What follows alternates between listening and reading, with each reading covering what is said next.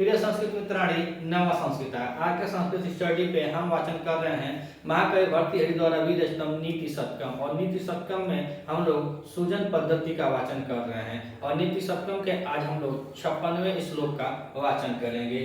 श्लोक नंबर 56 है और इसमें अब कवि जी बता रहे हैं कि इसमें जो सज्जन लोग होते हैं, जो महान लोग होते हैं, जो महात्मा लोग होते हैं, वह महान योग्य भी होते हैं, उनका कर्म भी महान के योग्य होता है। ऐसे ही वह लोग महान सज्जन नहीं हो जाते हैं। और ये बता रहे हैं इसमें अब उपमा दिए हैं, तो इस श्लोक में उपमा अलंकार भी है और उपमा अलंकार के साथ यह पूरा श्लोक अनुष्टुप छंद में निबद्ध है। श्लोक नंबर 56 अनुष्टुप छंद में निबद्ध है। तो आइए हम वाचन करते हैं और देखते हैं कवि जी क्या कह रहे हैं। तो संपस्तु महतां चित भवेद उत्पलम कोमलम आपत्सु च महाशैल शिला संघात कर्कशम।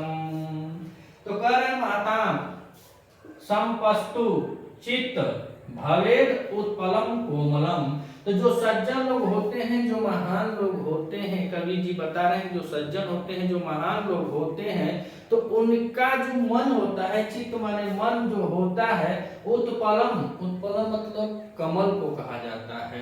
तो उनका चित्त कैसा होता है? कमल जैसा जो चित्त होता है वह कोमलम भवेदु, उनका चित्त कमल जैसा होता है, माने मुलायम भी होता है, कमल जैसा भी होता है और कह रहे हैं कि कोमल भी होता है। तो बता रहे हैं कि माताम जो सज्जन लोग होते हैं, संपस्तु अगर उनके पास धन आ जाए, और संपस्तु में कह रहे हैं कि सम उपसर्ग पूर्वक, इसमें सम उपसर्ग पूर्वक पद के साथ किप प्रत्यय लगा हुआ है, किप प्रत्यय लगा हुआ तो बना है संपस्तु। तो कह संपस्तु माताम चितम भवेद उत्पलम कोमलम। जो महान लोग होते हैं, जो सज्जन लोग होते हैं, अगर उनके पास धन आ जाता है या धन प्राप्ति हो जाती है या धनखड़ होते हैं, तो हमारे भोजपुरी भाषा में कहा जाता है कि बताते हैं कि नया धनखड़ है। जो संयम लोग होते हैं, जो पीढ़ी दर पीढ़ी अपना सब संयम करते हैं, क्षमता के साथ चलते हैं, लेकिन जब नया धन जिसके पास होता है वो कुदराता बहुत है, तो वो लोग जान जाते हैं कि यह नया धन वाला है। तो वही कह रहे हैं कि जो सज्जन होते हैं, जो श्रेष्ठ होते हैं, अगर उनके पास धन हो भी जाता है तो अपने चित्त मन कैसा रहता है? तो उनका मन उत्पलम कोमल यानी कमल के समान, कोमलम भवेद, कमल के समान कोमल रहता है। धन आ जाए तो घमंड नहीं रहता है। तो ये बता रहे हैं कि यहाँ पे संपत्ति वाले जो होते हैं, संपस्तु संपत्ति वाले जो महान लोग होते हैं, उनका मन कमल के समान कोमल होता है। और कह रहे आपत्सु, आपत्सु, अब तो संपस्तु थे, धनी लोग थे, अच्छा दिन था, लेकिन कह रहे आपत्सु, जब विपत्ति आ जाती है, आपत्सु माने विपत्ति, और जब विपत्ति आ जाती है, च माने औ, तो कह रहे च आपत्सु, अगर विपत्ति आ जाती है तो जो उत्पलम था, जो कमल के समान कोमल हृदय वाले लोग थे, वह कैसे हो जाते हैं उनका?